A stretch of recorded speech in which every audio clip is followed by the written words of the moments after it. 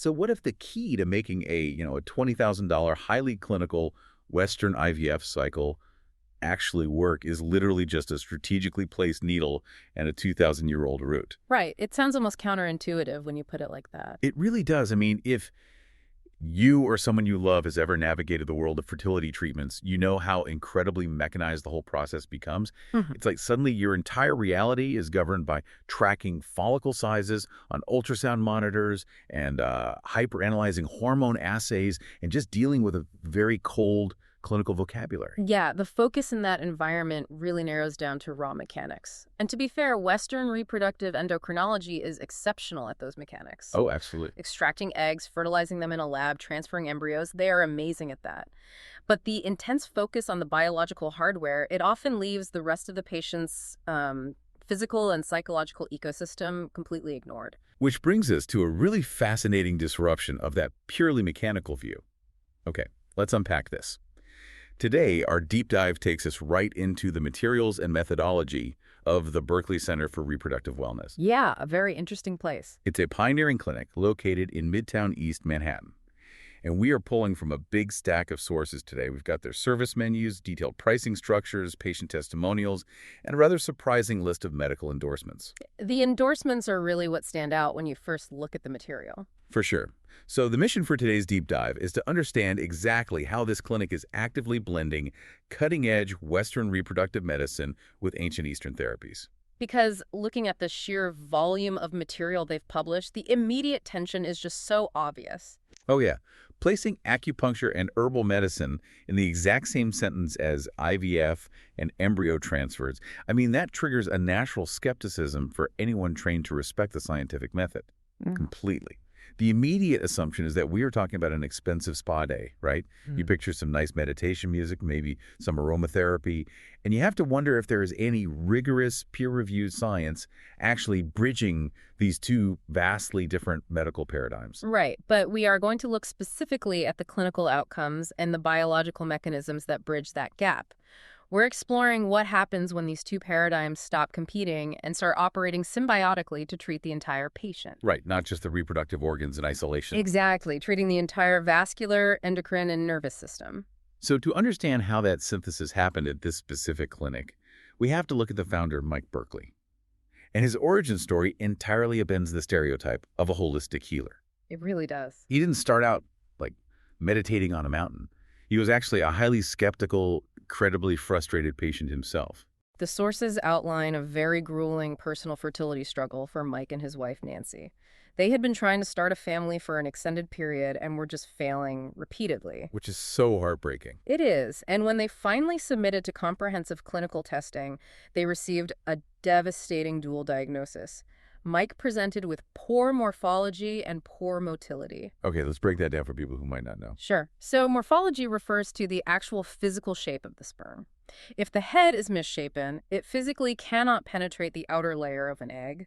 Right. And motility means the sperm lack the forward propulsion necessary to even make the journey in the first place. And then on top of that, Nancy was diagnosed with anti-sperm antibodies. Yeah, which is a massive hurdle. For anyone unfamiliar with that term, it basically means Nancy's immune system was literally misidentifying Mike's sperm as a dangerous foreign pathogen. Yeah. Like a virus or a bacteria.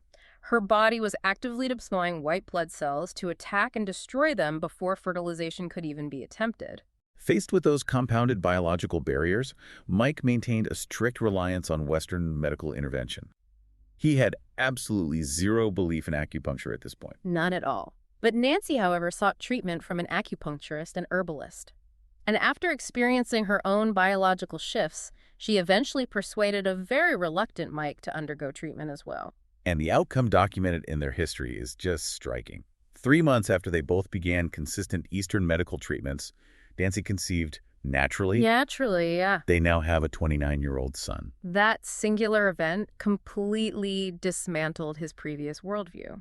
He literally spent the next 4 years completing acupuncture school, immediately followed by another 2 years of intensive study in traditional herbal medicine. That is quite the pivot. It is. And for the last 27 years, he has dedicated his entire clinical practice to fertility, becoming the very first acupuncturist in the United States to specialize exclusively in this highly complex field. See, I hear a story like that, and I am amazed by the career pivot. But let's look at this critically for a second. Sure. A great personal success story gives a practitioner profound empathy for their patients, obviously. But does a personal anecdote automatically translate into being a medical pioneer?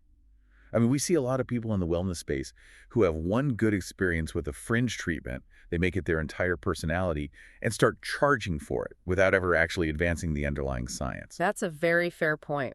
What's fascinating here is the deliberate path Mike took to avoid becoming just another wellness guru relying on a single anecdote. How so?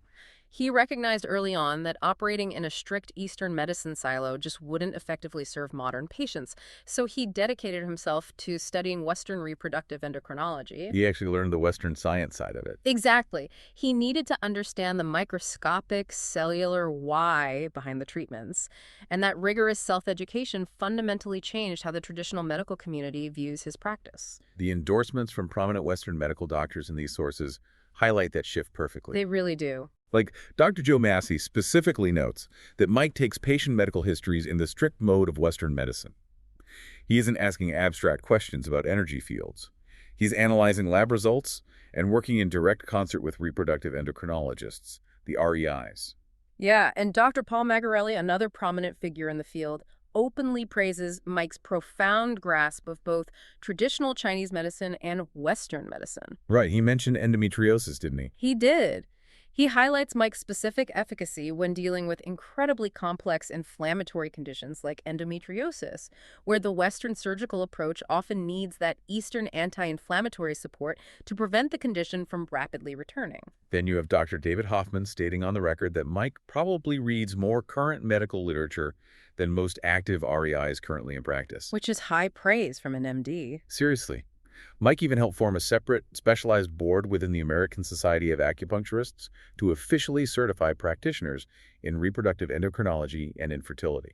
And creating a specialized certification board is a massive structural bridge. It forces an ancient practice to standardize its knowledge base against modern, empirical biological science. So rather than competing, it sounds like he's acting as a bilingual translator. Yeah. He speaks the highly technical language of follicles, luteinizing hormones, and endocrinology to the Western doctors.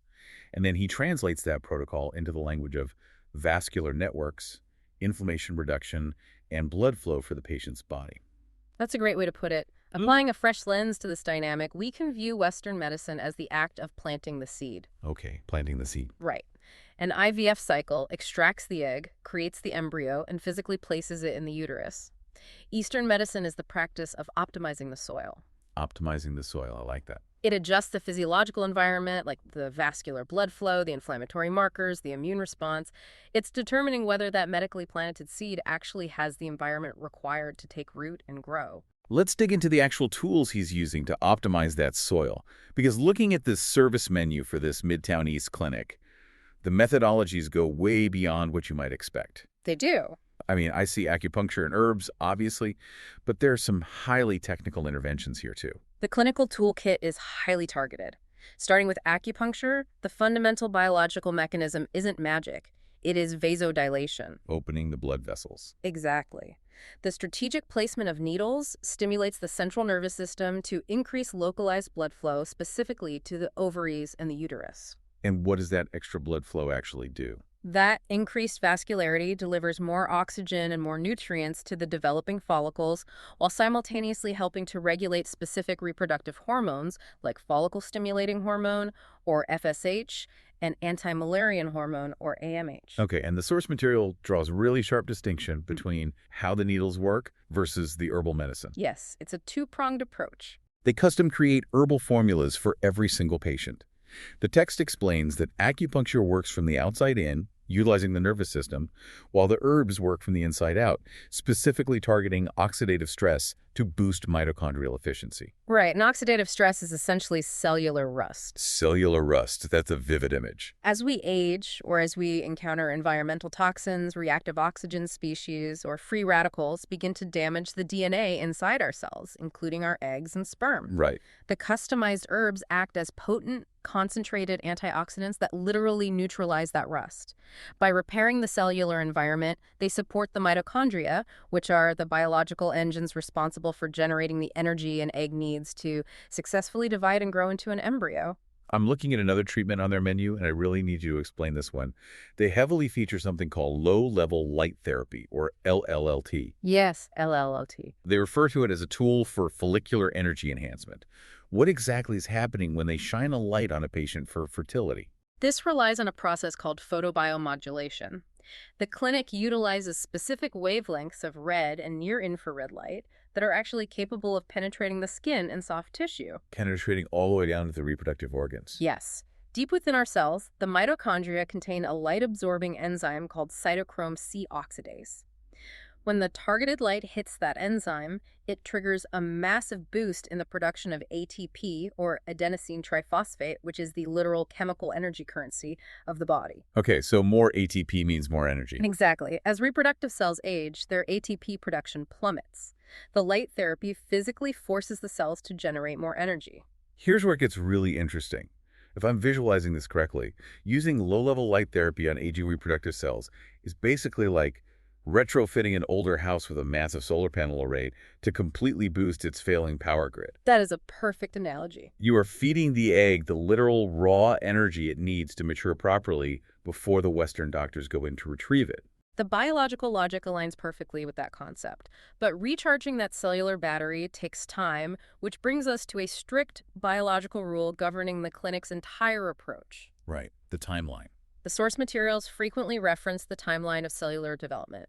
It takes approximately 3 full months, around 90 to 100 days, for an immature ovarian follicle to undergo the massive growth phase required to become a mature egg ready for ovulation or retrieval. And it's the same for men. Right, yes. The same 90-day cycle applies to spermatogenesis, the creation of new sperm. So that 3-month biological runway dictates everything about how they structure a patient's care. You cannot just walk into the clinic 48 hours before your scheduled IVF egg retrieval and expect a few needles and some light therapy to fundamentally alter the cellular makeup of your follicles. No, absolutely not. The required lead time is why the Berkeley Center has developed a comprehensive timeline of care that spans from early preconception planning all the way through to postpartum recovery. The scope of that timeline is massive.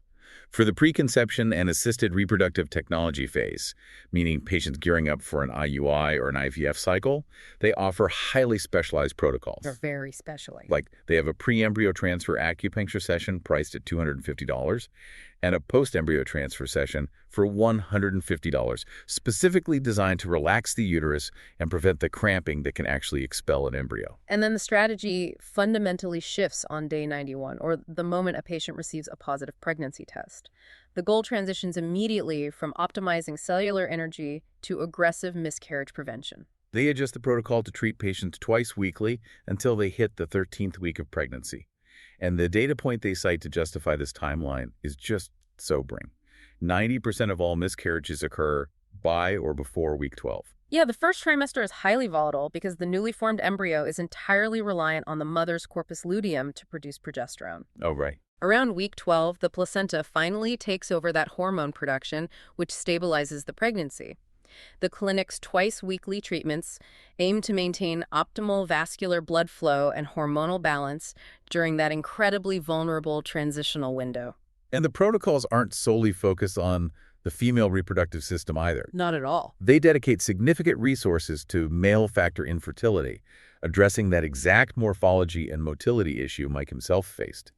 I was looking at their packages, and they feature a 4-week Firestarter libido enhancement program. Yes, the Firestarter program. It combines 8 targeted acupuncture sessions with a custom herbal regimen designed to increase sexual function and stamina. and that's priced at $1,600. Extending the timeline even further, they offer a comprehensive postpartum Get Well program. It includes 10 visits for $2,000, specifically engineered to combat the severe physical fatigue, the emotional crash of the baby blues, and the violent hormonal shifts that hit a body after childbirth. Okay, wait. If we step back and look at this objectively, $1,600 for a libido package, $2,000 for a postpartum recovery program, ongoing twice-weekly sessions for miscarriage prevention. At a certain point, doesn't this start looking like an endless subscription model targeted at incredibly anxious patients? That is a very valid concern. I mean, in the vulnerable space of fertility struggles, people will throw their life savings at the wall, hoping something sticks. How do we know this isn't just a predatory upselling tactic? Financial exploitation is a very real, very dangerous element of the broader fertility industry. However, the source material provides a compelling counter-narrative to that specific fear regarding this clinic. We really need to look at the documented experience of a patient named Jane A. Oh, right, Jane. She successfully conceived and had been seeing Mike diligently all the way through her crucial 12-week mark. Right. And having reached the safety of the second trimester, Jane experienced profound anxiety about stopping the treatments that had helped get her there. She explicitly requested, on multiple occasions, to continue paying for ongoing weekly sessions just to ensure a healthy pregnancy. And Mike flat out refused to take her money. He did. He sat her down and explained that the empirical research simply does not support the idea that continued acupuncture visits make any statistical impact on pregnancy outcomes after the placenta takes over at week 12. Exactly. Jane's own review highlights her shock. She was a willing, paying customer begging to give a business more money, and the owner declined. Turning down guaranteed revenue because it lacks clinical justification speaks volumes about a practitioner's underlying ethics. He adheres to the biological science, the 3-month cellular development rule, the first trimester of vulnerability window, rather than viewing his patients as permanent fixtures on a billing roster. That transition from the clinical science to the literal out-of-pocket cost brings us to the human reality of this process. What does it actually feel like, and what does it actually cost to undergo this integrative approach? It's an investment, certainly. But the clinic is unusually transparent about its pricing structure online. They are. An initial comprehensive consultation is $250, though they waive that fee entirely if a patient decides to purchase a treatment plan. Standard individual follow-up sessions are priced at $150. Digging into their bulk packages, the comprehensive egg quality package, which covers the entire 13-week biological runway with 26 acupuncture sessions and 26 low-level light therapy sessions, is priced at $4,500. It sounds like a massive number up front. It does, but when you break the math down, it comes out to roughly $87 per visit. In the context of Manhattan medical care, that is a highly competitive rate. Very competitive. And they also actively attempt to remove the geographical and logistical stress of receiving care. They provide telemedicine consultations for national and international patients at $350. Which is great for accessibility. Furthermore, they conduct home visits across all 5 boroughs of New York for $300 a visit. Removing the physical stress of navigating a Manhattan commute directly benefits the patient's nervous system. There is a uniquely New York caveat to those home visits, though. The fine print notes that if you live outside of Manhattan, say in Brooklyn or Queens, you have to pay for the practitioner's Uber ride to your house and back. Yeah, that is a very New York detail. I absolutely love that logistical honesty. But beyond the pricing and the Ubers, the core narrative hidden in the patient testimonials reveals something far deeper than cellular energy and vascularity. The reviews consistently point to a profound psychological intervention. Maka Oenesian detailed how her previous experiences at other acupuncture clinics felt sterile and detached. Right. With Mike, she experienced a practitioner who texted her back immediately, checked in after difficult doctor appointments, and functioned as a dedicated cheerleader. Amanda Jadoin wrote about his unwavering optimism during her darkest moments. Patient Jane Mashosho described the clinic as a literal safe space where she could verbally unload every single fear stressing her out. It becomes a sanctuary. Audrey Reynolds went so far as to say Mike became her therapist, her coach, and her friend all rolled into one. So what does this all mean? For you listening, the true value of an integrative clinic like the Berkeley Center might be just as much psychological as it is physiological. If we connect this to the bigger picture, the psychological environment in which a patient receives medical care physically alters how their internal biology operates. How so? Consider the review from Raisha Faisal. She astutely observed that in the standard high-volume IVF world, there is virtually no emphasis placed on the emotional quality of care. Patients frequently feel like they are just numbers on a spreadsheet. You are rushed in for a blood draw, rushed to an ultrasound, and ushered out the door before you can even formulate a question. Exactly, and the biological consequence of that environment is severe. When a patient feels like a number, facing the trauma of infertility, their body locks into a state of chronic fight or flight. Cortisol levels spike. And high cortisol is bad news for fertility. Very bad news. When cortisol is high, the body engages in something called the pregnenolone steal. It literally steals the chemical building blocks meant for reproductive hormones like progesterone and uses them to create more stress hormones instead. The body prioritizes immediate survival over reproduction. Oh, wow. So the stress is literally stealing the hormones you need to get pregnant. Precisely.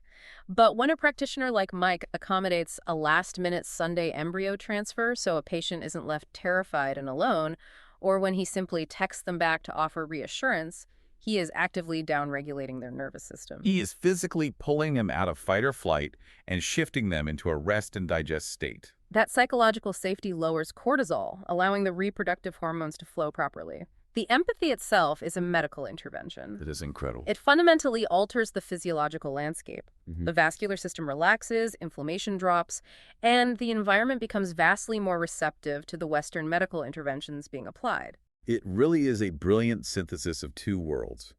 Let's briefly recap the journey we've taken through these materials today. We started by examining a profound personal struggle with infertility. Mike and Nancy Berkeley facing a seemingly insurmountable dual diagnosis.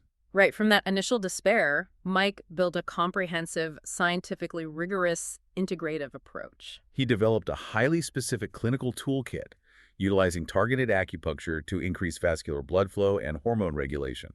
He prescribed customized herbal formulas to repair oxidative damage and cellular rust. And he deployed low-level light therapy to physically force aging mitochondria to generate more ATP energy. All of this is executed while working strictly hand-in-hand with Western reproductive endocrinologists. The Berkeley Center proves that patients do not have to choose between ancient Eastern wisdom and modern Western science. They are incredibly powerful when utilized together. Most importantly, it demonstrates the profound clinical benefit of having a medical practitioner who treats the patient as a complex, emotionally nuanced human being rather than a broken reproductive machine in need of a quick mechanical fix. Which is exactly the mission we set out to accomplish with this deep dive. Whether you are currently in the trenches of a fertility journey yourself, whether you are trying to understand how to best support a friend going through IVF, or whether you are simply fascinated by the evolution of medical science, understanding how to advocate for this no stones unturned approach to your healthcare is incredibly empowering. It really is. You do not ever have to settle for feeling like a generic number in a sterile waiting room. You have the right to seek out medical options that deeply respect both your intricate biology and your fundamental humanity. And that leaves us with a final, slightly provocative thought to explore on your own. We've spent this time analyzing how treating the emotional state of a patient, providing psychological safety, reducing their nervous system's stress response, and lowering their cortisol is literally just as critical to the physical outcome of a pregnancy as the pharmaceutical medications they're taking. The clinical results of marrying profound human empathy with rigorous medical intervention are irrefutably documented throughout these sources. If this deeply human, integrative approach works so successfully in the high-stakes, highly volatile, incredibly clinical world of reproductive endocrinology, shouldn't all modern medical specialties begin adopting this Eastern philosophy? It's a great question. Imagine what the future of standard healthcare might look like if every single medical discipline, from cardiovascular surgery to oncology to neurology, decided to start treating the whole person, the soil, and the seed, rather than just aggressively troubleshooting the immediate symptom. Because if we've learned anything for the Berkeley Center today, it's that your body is not a machine waiting for a mechanic. It's a complex, beautiful ecosystem waiting for the right environment to thrive.